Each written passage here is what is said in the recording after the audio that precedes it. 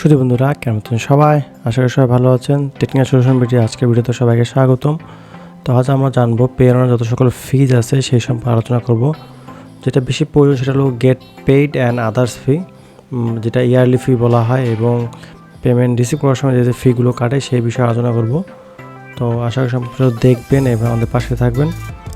তো বন্ধুরা শুরু করা যাক। তো পেওনার অ্যাকাউন্ট সবাই খুলতে চান এবং সবাই খুললেই অনেকের অনেক প্রশ্ন থাকে, অনেকে নতুন অবস্থায় জানতে চান যে আমাদের পেওনার অ্যাকাউন্ট খুললে কোনো ফি আছে কিনা, মাসিক চার্জ, ইয়ারলি চার্জ। তো বেসিক্যালি আমরা প্রথমে শুরু করবো গেট পেইড। আপনি যখন কোনো পেমেন্ট রিসিভ করবেন সেই ক্ষেত্রে আপনার কী কী খরচ হতে পারে। এখানে বলছে বাই অ্যানাদার পেওনার কাস্টমার। আপনি অন্য কোনো পেওনার কাস্টমার থেকে P2P যেটা বলা হয়, একটা পেওনার অ্যাকাউন্ট থেকে একটা পেওনার অ্যাকাউন্টে ওটা ফ্রি আপনি নিতে পারবেন। যেই কারেন্সি হোক সেই কারেন্সিতে চলে আসবে, ইউরো, USD, GBP, পাউন্ড এবং মোর। এটা তো সিম্পল ব্যাপার। Direct by your client. আপনার ক্লায়েন্ট থেকে যদি আপনি পেমেন্ট নিতে চান তা আবার দুইভাবে নেওয়া যায়। একটা হলো ক্রেডিট কার্ডের ক্লায়েন্টের ক্রেডিট কার্ডের মাধ্যমে এবং ক্লায়েন্টের ব্যাংকের মাধ্যমে, US অনলি যেটা বলা হয়েছে। তো এখানে 3% চার্জ কাটবে। যদি $100 ক্লায়েন্ট থেকে নেন, সে যদি ক্রেডিট কার্ড দিয়ে পেমেন্ট করে তাহলে আপনি পাবেন 3% কাটবে, মানে $100 আপনি $100 না $100 আপনারা রিসিভ করবেন আপনার অ্যাকাউন্টে। 3% ফি কেটে নেবে। এবং যদি ক্লায়েন্ট আপনাকে পেমেন্ট তার ব্যাঙ্ক অ্যাকাউন্ট থেকে দেয়, অনলি US এর ব্যাঙ্ক অ্যাকাউন্ট থেকে দেয়, তাহলে 1% মানে $100 $1 কাটবে, $99 আপনার অ্যাকাউন্টে যোগ হবে। এটা খুবই সহজ। তো directly by marketplace on network, যেমন অনেক ফ্রিল্যান্সার প্ল্যাটফর্ম আছে, ফিভার, উইশ, আপওয়ার্ক, এয়ারবিএনবি এবং আরও 2000 পার্টনার আছে। সেরকম পার্টনার থেকে যদি আপনি নিতে চান সেগুলো ফি আলাদাভাবে লেখা আছে। যখন আপনি উঠিয়ে দেবেন তখন এই ফিভারে যেমন $3 কাটে, আপওয়ার্কে $2 কাটে, এরকমভাবে। আবার আপওয়ার্ক থেকে যদি আপনি ব্যাংকের মাধ্যমে উইথড্র করেন তাহলে $1 কাটে, মানে আপনার 1% হিসাবে। এটা USA ব্যাংক। সেইভাবে আপনারা যারা ফিভার আপওয়ার্ক ইউজ করেন তাদের জন্য বেশি গুরুত্বপূর্ণ, কারণ ফিভার থেকে $3 কাটে, ইনস্ট্যান্ট অ্যাকাউন্ট ঢুকে যায়। আর আপওয়ার্ক থেকে আপনারা চেষ্টা করবেন US এর ব্যাঙ্ক অ্যাকাউন্ট অ্যাড করার জন্য, তাহলে আপনারা $1 কাটবে $100। আর যেটাই হোক আপনাদের $1 কাটবে। আপনি $5 উঠে দিলেও সে $1 কাটবে, এটা নিয়ম আপনার ক্ষেত্রে। তো এখানে বলছে ভায়া ইয়োর রিসিভিং অ্যাকাউন্ট। তো need a local bank account a market place client. তো আপনাদের মার্কেট প্লেসে যদি কোনো ক্লায়েন্ট থাকে, লোকাল ব্যাঙ্ক অ্যাকাউন্ট যদি আপনাদের দরকার হয়, use your Payoneer receiving account like a local bank account and country and currency gate paid. আপনার যে US এর ব্যাঙ্কগুলো দিয়েছে আপনার লোকাল ক্লায়েন্ট থেকে পেমেন্ট নেওয়ার জন্য। And more we can also suppose SWIFT, wire payment, keep thing.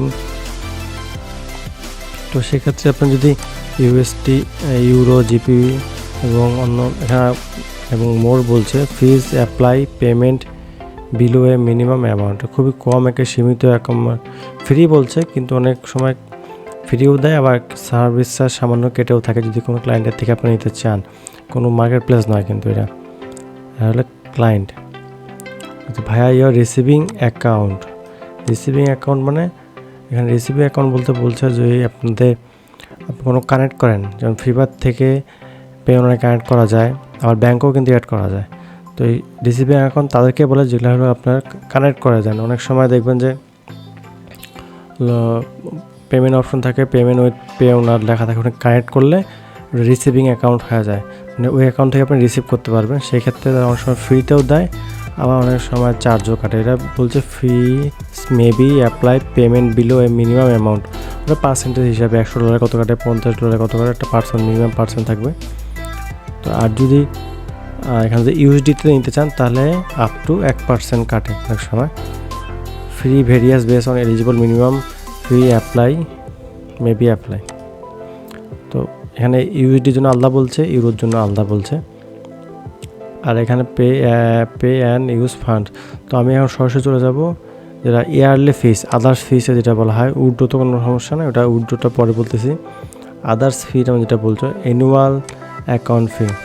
Annual account ফি যদি আপনার 29.95 USD ধরেন $30 কাটবে অ্যানুয়াল ফি। আর অনেক সময় এই ফিটা কাটে না। কেন কাটে না? যদি লাস্ট 12 মাসে। কারণ এটা ফেব্রুয়ারি মাস থেকে সবার কাটা শুরু করছে, আমারও কাটছে প্রায় $29। আগেরবার গতবার কাটেনি, তো এবার কাটছে, কোনো সমস্যা নাই। তো যারা $2000 ট্রানজ্যাকশন করবেন আর একও মানে সমান পেমেন্ট রিসিভ করবেন অ্যাকাউন্টে, তাদের জন্য কোনো ফি কাটবে না, ইয়ারলি ফি কাটবে না। যদি আবারও বলছি আপনাদের ক্লিয়ার করার জন্য, আপনাদের অ্যাকাউন্টে যদি 2000 লেনদেন থাকে এই ফেব্রুয়ারি থেকে পরের ফেব্রুয়ারি মাস পর্যন্ত, তাহলে পরের 25 সালে কিন্তু আর কোনো অ্যাডভান্স পেমেন্ট কাটবে না। কারণ ফেব্রুয়ারিতে দেখছি আমারও পেমেন্ট কাটছে অনেক, আমার $1000 হয়নি, $1000 মিনিমাম গেছে, কিন্তু অতটুকু $2000 পর্যন্ত যায়নি। তো সেই ক্ষেত্রে আপনাদের অ্যানুয়াল ফিটা মওকুফ হবে যদি ফেব্রুয়ারি টু ফেব্রুয়ারি এই 1 বছর যদি 2000 লেনদেন করেন, উইথড্র করা লাগবে না, যদি লেনদেন করেন, পেমেন্ট রিসিভ করেন, তাহলে আপনাদের এটা মওকুফ হয়ে যাবে। আর এখানে বলছে others fee exchangement fee if we are required to exchange, মানে এখানে একটা কঠিন ওয়ার্ড দিচ্ছে, when a start claims ownership of your account your fund and application state will be dedicated process the amount committed to the state। এটা একটা অন্য কারণ, এটা আপনার না কোনো সমস্যা নাই, এটা সচরাচর হয়ে থাকে না। রেজিস্ট্রেশন ফি, অনেক ফ্রি চার্জ অফ রেজিস্ট্রেশন পেওনা কিন্তু অ্যাকাউন্ট খোলা ফ্রি, আবার অনেক কান্ট্রিতে আবার টাকা দিয়ে খুলতে হয়। এখানে বলছে in certain countries registration fee may be apply, কিছু কান্ট্রিতে রেজিস্ট্রেশন ফি লেগে থাকে। এটা আরও অনেক আছে। উইথড্রোর ক্ষেত্রে যদি আপনারা উইথড্র করতে চান সেক্ষেত্রে এরকম ফিস কাটবে। তো withdraw local currency from your Payoneer bank account two different currency. আমরা জানি যে বাংলাদেশের ব্যাঙ্কগুলো সব কিন্তু ডিফল্ট হলো ইউএসডি, তারপরে হলো বিডিটি। তো আমরা ইউডি থেকে অ্যাকাউন্ট থেকে আমাদের ব্যালেন্সে কিন্তু সহজেই উইথড্র করতে পারি। আমাদের ফি কাটে, সামান্য যে ব্যাঙ্ক ফি আছে সেটা কেটে দিয়ে এখন ডলার রেট আসতেছে 109 টাকা থেকে 110 টাকা এরকম আপডাউন করে। তো ওটা হলো ফিস কাটার, ব্যাংকের ফি কাটার পরে 109 টাকা আসে। আর যদি আপনি ইউএসডি অ্যাকাউন্ট থেকে যদি ইউরো ব্যাঙ্ক অ্যাকাউন্টে ট্রান্সফার করেন, যেমন আপনি ইউরোপিয়ান কান্ট্রিতে আছেন, আপনাদের ডিফল্টভাবে আপনার এই ব্যাংকের কারেন্সি হবে ইউরো, আপনি যদি ইউএসডি ব্যালেন্স থেকে ইউরোতে উইথড্র করেন তাহলে কিন্তু সামান্য ফি কাটবে, সেটাও 3% কাটবে। তো আমরা বেশিরভাগই আমাদের ইউডি মানে ডলারের পেমেন্ট নেই, আমাদের ব্যাংক কারেন্সিও কিন্তু ডিফল্ট ডলার, এতে কোনো ফি এক্সট্রা ফি কাটে না, 3% ফি সহজেই কাটে না। ব্যাংক ফি যেটা সামান্য, ওটা 1% কি সামান্য কিছু ফি কাটে। Withdraw local currency for payment balance to same currency, যদি এটাই বলছিলাম, যদি সেম কারেন্সি হয়, আমাদের বাংলাদেশের ব্যাঙ্কগুলো সব ডিফল্ট কারেন্সি ইউএসডি, তাহলে কোনো ফিস কাটবে না, ওটা সামান্য ব্যাংক ফি কাটে, ওটা 10-15 সেন্ট কাটে প্রত্যেক ডলারে। Withdraw in local currency for payment balance to same currency, example USD balance to USD bank account US banking. তো এখানে বলছে এটা জিনিসটা একটু অন্যরকম। For customer local in USA, UK, European Union for withdraw local currency. তো আমরা ওই দেশে থাকেন, তো এটা আমরা জানার কিছু প্রয়োজন নেই। কিন্তু আপনারা যখন এক্সচেঞ্জ করবেন, এক্সচেঞ্জটা সামনে আসতেছে, সামনে আসবে একটা পার্ট আছে, একটু আছে সামান্য একটু। যদি ইউএসডি টু ইউএসডি উইথড্র হয় আর আপনার সেম কারেন্সি ইউর ব্যালেন্স, আচ্ছা এখানে বলছি withdraw local currency amount withdraw payment made a single calendar month 1000 USD, ওটা বলছি ইউরোপিয়ান ইউনিয়নের জন্য। For customer located in USA, আমরা ইউএসএ নই, ইউনাইটেড কিংডমের দরকার নেই আমাদের, আমরা বাংলাদেশে আমাদের প্রথমটাই আমাদের ম্যাচ করেছে। তো আরেকটা পার্ট হলো গিয়ে এখানে not with Payoneer not a problem, এখানে হচ্ছে গিয়ে pay and use fund.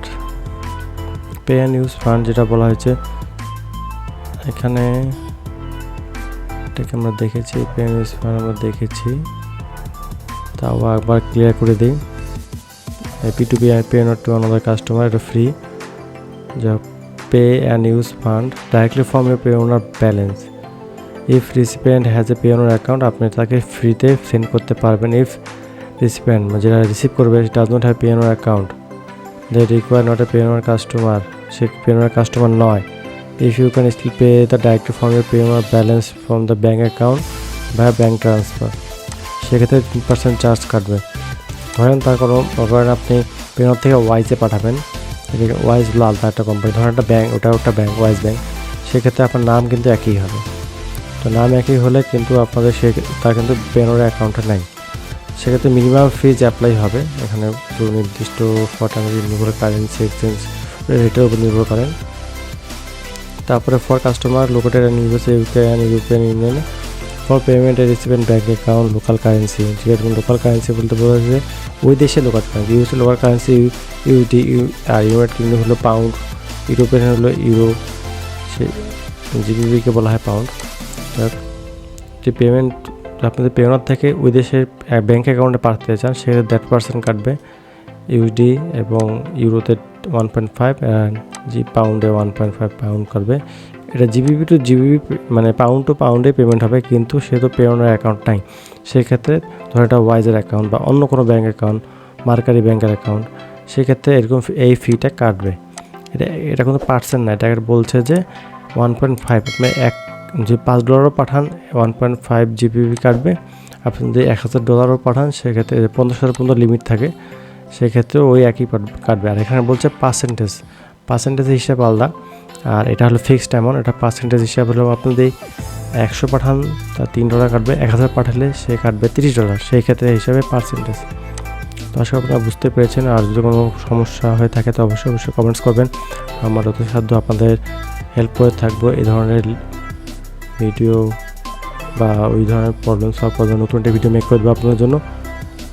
Not in Payoneer not a problem, যেখানে বলছে আরেকটা অপশন হচ্ছে পেওনার কাস্টমার দেয়ার বিজনেস সার্ভিসে millions of supplier freelancer and other contractor get paid with Payoneer. You can pay any of them via credit card, local bank transfer, ACH bank debit, direct bank payment, complete low রেটের মাধ্যমে আপনি নিতে পারবেন। Now with Payoneer no problem. Credit কার্ডের মধ্যে payment হয় local ব্যাংকের মধ্যে, এসিএস এর মধ্যে হয় ইউএস অনলি, তাদের ব্যাঙ্ক অ্যাকাউন্ট হয় ইউকে অনলি।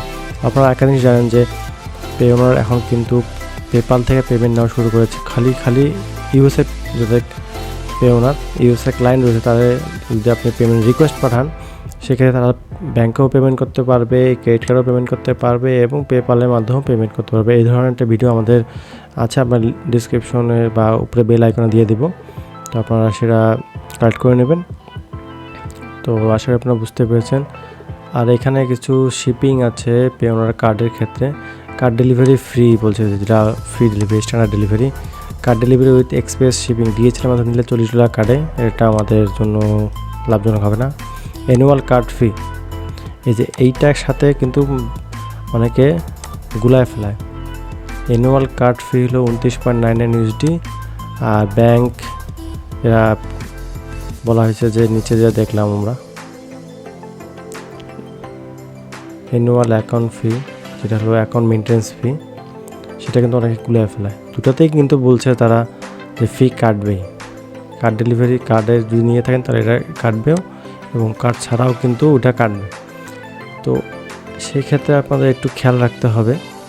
খেয়াল বলতে কি, মানে ধরেন $30 কার্ডের জন্য কাটবে, এটা হলো অ্যানুয়াল কার্ড ফি, কার্ডের একটা ফি থাকে, আর ওটা প্রায় সেমই হয়ে থাকে। কিন্তু আমি ক্লিয়ারলি বুঝি যে আমার একবারেই কাটে, কিন্তু আমারও কার্ড আছে, কিন্তু কার্ড ছাড়া কিন্তু ব্যালেন্স থেকে সামান্য কাটে কি আমি শিওর না। ম্যাডিসোনাল কার্ড ইন কারেন্সি ফ্রি, এটা আমরা ইগনোর করলাম, ঠিক জানা নাই, সেই তথ্য দেব না আপনাদের। উইথড্র ক্যাশ অ্যাডভান্স, যদি আপনারা অনেক সময় লোন দিয়ে থাকে, সেক্ষেত্রে তাদের যদি আপনারা যেটা লিমিট বা অ্যাডভান্স লোন নিয়ে থাকেন, সেক্ষেত্রে আপনাদের এই ধরনের ফি আগে থেকে কেটে থাকবে পার্শিয়াল ব্যালেন্সের উপরে। এটিএমের সাথে যদি এটিএম উইথড্র করলে এটা কাটবে, সরি ভুল করলাম, ক্যাশ অ্যাডভান্স। এটিএম উইথড্র করলে $3 কাটবে, ইউডিতে ব্যালেন্স ইনকোয়ারি করলে $1 কাটবে এটিএমে। কার্ড রিপ্লেসমেন্ট ফি, এটা হলো কার্ডের ফি একটা আছে। যদি আপনাদের কার্ড হারায় যায়, আপনি যদি পুনরায় সাপোর্টের মধ্যে রিকোয়েস্ট করেন, সেক্ষেত্রে $13 লাগবে, এবং ইউরো এবং পাউন্ডে কম আছে। আর কি আছে, আর কোনো এক্সট্রা ফি আছে কিনা নাই। আমার বেশি অ্যানুয়াল অ্যাকাউন্ট ফি, এটা অ্যানুয়াল অ্যাকাউন্ট ফি। আর হলো গিয়ে এখানে কার্ড অ্যাকাউন্ট ফি কোথায় গেল,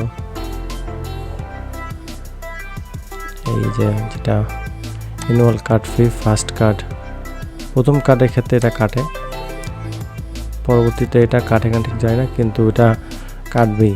কার্ড অর্ডার করুন আর ফ্রি অ্যাকাউন্ট চালান, এটা আমি শিওর না। তো বন্ধুরা, এই জিনিসটা আমি ক্লিয়ার হয়ে নিলাম যে যদি আপনারা জানেন যে অ্যানুয়াল ফি 29.99, এটা কার্ডের ফি, নিচে আছে অ্যানুয়াল ফি। আপনার অ্যানুয়াল ফি তো কাটবেই, সেক্ষেত্রে আপনি কার্ড নেন আর না নেন অ্যানুয়াল ফি কাটবেন। আর যদি কার্ড নিয়ে থাকেন তাহলে ওই $29.95 কিন্তু কাটবে। তাহলে আপনার কার্ড নেওয়া সুবিধা হচ্ছে, কারণ আপনি কার্ড নেন আর না নেন অ্যানুয়াল ফিটা কাটবে। সেক্ষেত্রে আমাদের কার্ড নেওয়াই বাঞ্ছনীয় হয়ে যায়। এই দুটা যদি আপনারা গুলা ফেলেন তাহলে কিন্তু সমস্যাটা, আমারও সমস্যা ছিল, ক্লিয়ার হয়ে নিলাম। এই দেখেন এখানে একটা অ্যানুয়াল ফি দেখলাম, ordering a card does not have any impact your annual fee. এখানে বর্ণনের যে এক্সট্রা চার্জ কাটবে, আপনি যদি অ্যাকাউন্ট, এটা একটা ব্যাঙ্ক অ্যাকাউন্টের ক্ষেত্রে সার্ভিস চার্জ প্রত্যেক ইয়ারে দিতেই হবে। সেক্ষেত্রে আপনারা যদি ভালো চান তা $2000 ইউজ করলে কোনো চার্জ কাটবে না। আর যদি চার্জ কাটে তাহলে আপনার কার্ড নয় ভালো হবে, কার্ডটা ইউজ করা হবে, ভার্চুয়াল কার্ডের চেয়ে অ্যাকচুয়াল কার্ডটা নয় ভালো হবে। আর এখানে একটা দেখলাম বলছে there annual fee 29.95 only charge you have Payoneer card link in your account. If you have a card link to your account and you do not need it, please contact our support team so they can advise to him possible to disable it. বোঝা গেল যা, এখানে যদি আপনি card নেন বা আনেন annual ফি তো কাটবে, কার্ড নিলেও কাটবে, না নিলেও কাটবে। তা কার্ড নেওয়াই ভালো হবে, অ্যানুয়াল ফি তো কাটতেছে। তো সেক্ষেত্রে আপনাদের ভালো হবে যে কার্ডটা অর্ডার করে দেওয়া। কার্ডটা অর্ডার করতে গেলে কিন্তু ভেরিফিকেশন লাগে, অনেক সময় সেলফি চায়, ইউআর কারেন্ট ইউআর সাইট চায়। সেই সম্পর্কে ভিডিও আমাদের দেওয়া আছে চ্যানেলে, অবশ্যই দেখে নেবেন। আমাদের চ্যানেলকে সাবস্ক্রাইব করে রাখবেন বন্ধুরা। আপনার রেগুলারলি আমরা এই ধরনের হেল্পিং ভিডিওগুলো দিয়ে থাকি। তো আজকের ভিডিও এখানে ভালো থাকবেন, সুস্থ থাকবেন, এখানে আজকে শেষ করতেছি। আল্লাহ হাফেজ।